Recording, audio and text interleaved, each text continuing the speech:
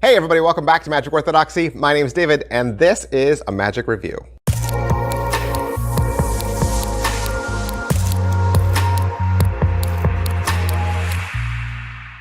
Welcome back to the channel. Thanks for being here. This is where the magic happens. This is when the magic happens. Well, the magic reviews happen. The magic reviews. That's so, yeah. So my name's David. I have this channel. I have this space. I use this platform to elevate the voices of magicians and creators so that you know exactly what you get in the box. That's right. Every single day, I open up another trick, something latest or greatest, and I let you know exactly what your money gets you. I don't want to see any of the magic that you buy end up in a drawer. Okay? I want you to know exactly what your $180 gets you. Today, we're looking at a trick. This is the Mayan rod of resurrection. That's right, the Mayan rod of resurrection. What is it? This is coming to us from Rocketeers. Like I said, it's $180, and you can find this at your favorite hocus-pocus.com. This is a table trick. Okay, it's a table trick, kind of a parlor trick, kind of a close-up trick that allows you to do the saw the woman in half effect, but on a smaller scale and without a woman. You're actually going to use a rod, right? You're going to use this rod of resurrection. And what it is you have this rod, and you can hand it out for examination. They can pass it around the room and inspect it to their heart's content. You then lay that rod on a little plastic golden Mayan pyramid, okay? And just like in the severed lady routine, you cover the rod with a cloth or a covering, but it's this little eagle's wing type cover, and then you take out the little plastic blade and you slice the rod in half. And when you lift the cover back off, the rod will actually be in two pieces. But unlike the saw the lady in half, you can actually pass the halves around, right? They get to hold it and see, like, wow, it really is sawed in half. And you said, let's put it back together. So you take the two pieces back, you lay it down on the little Mayan temple.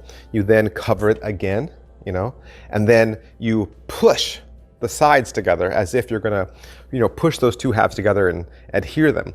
But you realize that in pushing them together, you may have pushed it a little too hard. And when you lift the cover off, it has joined back together, but now there's a bulge in the center because you push them together so hard that they've kind of, they've collided, and there's like this collision space.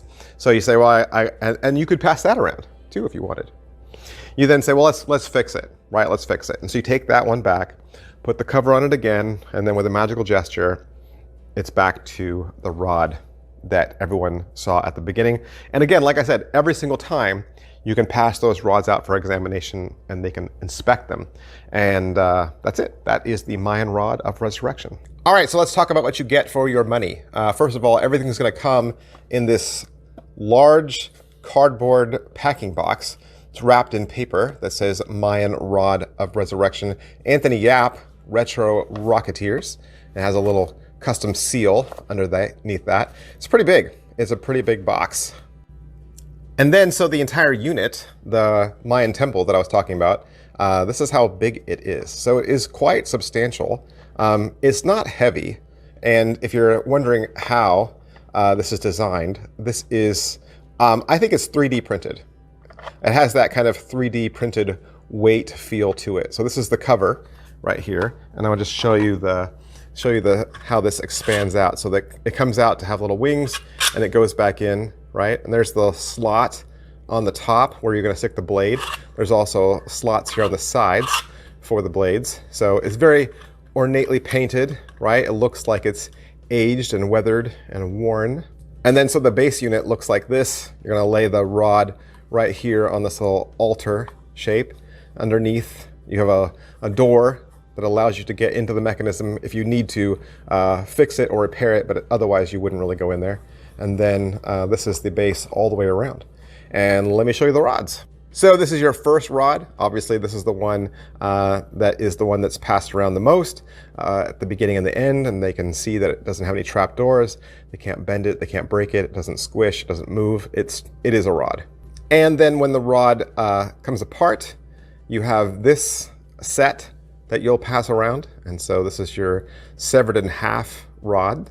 And then you have the rod that has the bulge in the center where it went together, you know, too forceful, too hard, and it created a little indent. And you'll also get little plastic blades that allow you to do the magic trick. And then you're also gonna get a little business card that's gonna have the download file on it, and you'll get access to a 28-minute file. All right, so let's ask some standard questions. Is it what I thought? I didn't really know what to think. I didn't know what to think. Watch the trailer. It was very convincing, but it's kind of done like sawing a lady in half. I mean, I should have applied that same logic, right? Because they said that it was an alternative to sawing the lady in half. It kind of works like that. So that was kind of cool. Is it well made? Like I said, it's 3D printed as far as I can tell. But you saw it, right? I showed you up close what it looks like. We'll talk a little bit more about that. How's the video? What's the overall quality and production value? You get the same static shot throughout. It's a mounted camera shooting straight across the performer's chest and table. That's it. That's all you see. You don't ever see the face or the person talking. I think primarily because there was a lot of voiceover work in this. I think they laid down an audio track on top of some of the footage just to be safe. And when I did hear the performer speaking live in real time, he didn't seem to be mic'd. But as far as what you're going to get, you'll get a full studio demonstration, because really this is a trick that you don't even need a spectator for, right? The spectator doesn't do anything. So you could perform this for the camera if you wanted, although I think it's much more fun to be there in real life so you can pass the objects around. You get an intro, they talk about what you get, and then really the bulk of this is about how to perform the trick. And they go through every single stage, even though every single stage is pretty much the same, you know, from going from a whole stick to 2 sticks to the smushy stick, that's what I'm calling it, to the full stick again. And they go through the whole thing step by step. And then there's kind of like a troubleshooting section closer to the end. And then the very end is they put the camera over the top, and then they walk you through the entire trick again with no audio, with just text on screen, going over kind of like a magician's view of what takes place. How are the angles? The angles are covered. The angles are completely covered. All of the magic is happening under the blanket, right? Under the cover. So nobody sees what's happening, not even the magician. And anything that you are doing is kind of covered in that cover. You do have some control on your end, but nobody would see that. Can it be inspected though? No, it cannot. It cannot be inspected. You can pass the little objects around, the rods, but if somebody wanted to inspect the Mayan pyramid, no, they can't inspect it. Slides and difficulty level, very easy. Very easy, almost borderline self-working, right? There's no sleight of hand that you are doing. There's no palming, there's no loading. Everything is working automatically.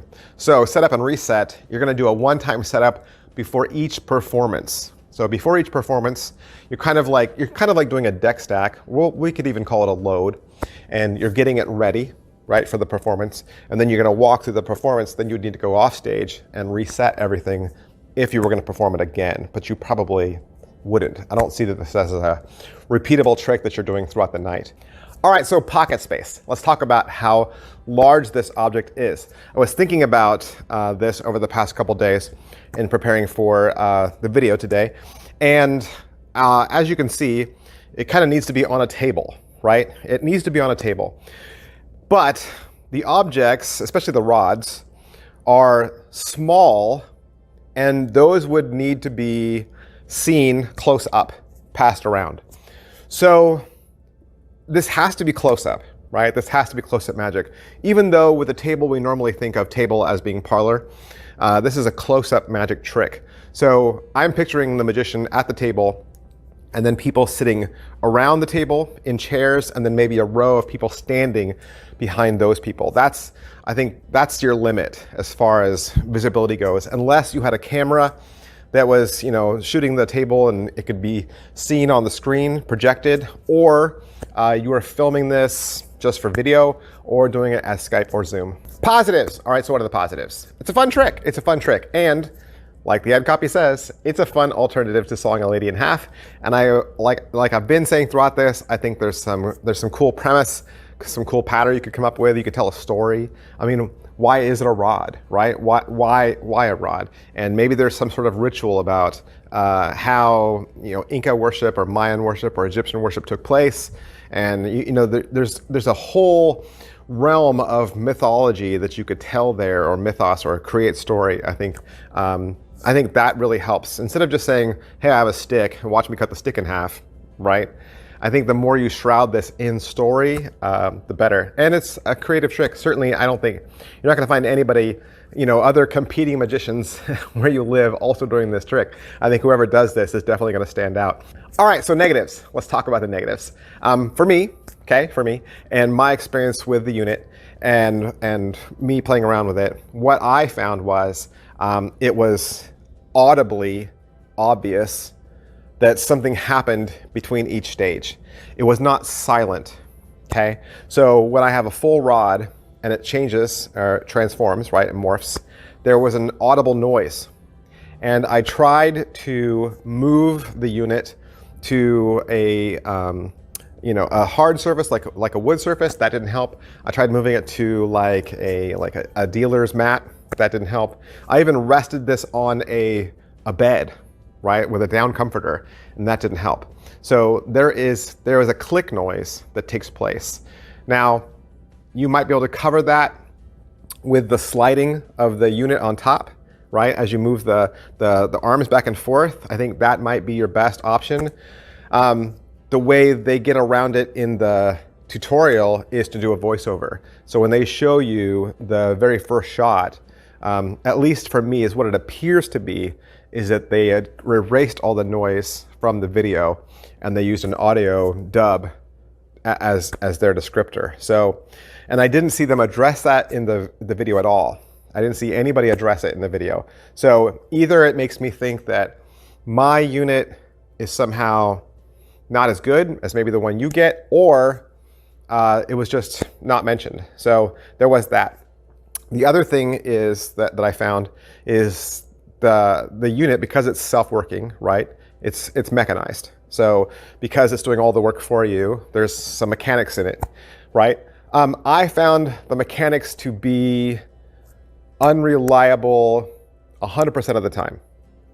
Now, that doesn't mean to say I couldn't make it work 90% of the time, and I could probably say yes. 90% of the time, absolutely, but not 100%. And what I mean by that is you would cover the rod and you do the transformation, but the transformation either wouldn't fully engage, I'm trying to be as vague as possible, or it would engage too much. And you really aren't going to see anything until you lift that cover off. And once you lift the cover off, you're like, oh, this is what I'm left with, right?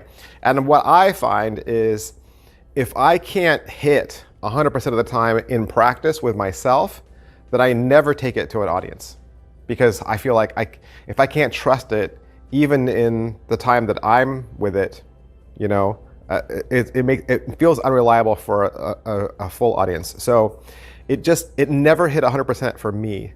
And I paid attention to the on-screen tutorial, and I did my best with it. And again, maybe I don't know, maybe my unit wasn't top notch. I don't know. Maybe there's something wrong with it, but it didn't seem to be reliable 100% of the time.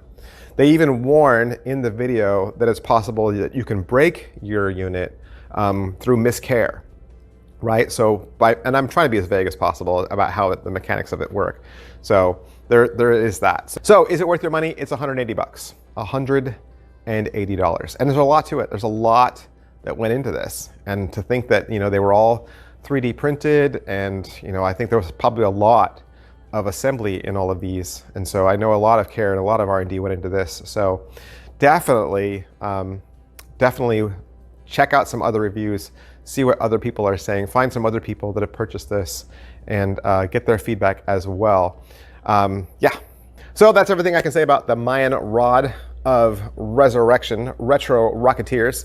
I hope I've introduced you to a brand new trick, or maybe answered questions for you that you had. And if that's the case, do me a favor, hit like, hit subscribe, hit follow. That really helps me out a lot. And big, huge props, a lot of thanks to hocus-pocus.com for allowing me to have this so I can do the review for you. And if you want to purchase it for yourself, that's where I would go. Thanks, guys. I'll see you next time. Bye.